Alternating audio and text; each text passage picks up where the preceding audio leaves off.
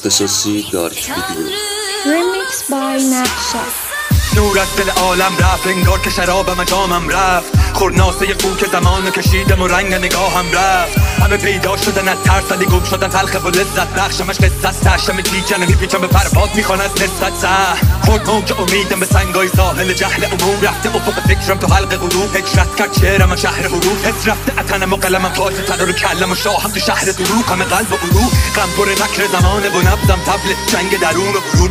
اما آهم میگیره ماه را میرم رو خوکای زیر پامو پا نگیرم پا میشم میرم راه کافی خوردم همه زمینامو پشیمون کردم بالا سر یامو میبخشم نقصم و بدیامو میبخشم همه ناتنیامو منو نگاه کن خودو پیدا کن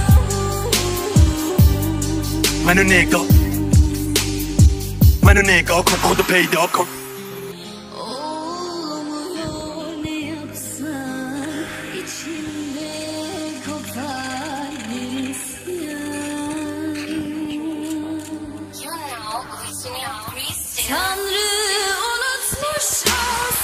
حس میکنم شرگای حرفم وقتی رو به رو پس فردهای بدتر رفتم روی برفای جنگل دراز کشیدم چون درد داره قلبم فهمیدم من ارباب جنگم دنیا مرده مثل پسای قبلن بزا بمیرم و افسانه ترشم بزا همه بفهمم درد داره دردم من از خودم احترام میخوام هنوز دارم به اشتباه نیاز رفتار من مثل جان نیاز دنیا زشت من دل به بازی آش بستم با من بازی کن بدبخت با من آشتی کن در بند منم گاهی خوش خندم نباید داشتم چون پشت کردن منو سخت کردن چون تیغ دادم هر کس امید ساختم اگر کس کلی داشتم مصب گفتی خوب شدم دوید بازم مقصد ای رفتم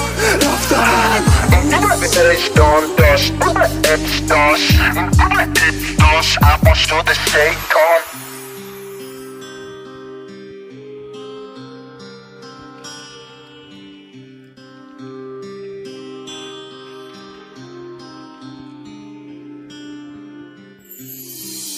محکم طرف بود دای کلی دشمن و دوستون وایساد و پشتم و دوخته چی میگفت این دفعه رو بمون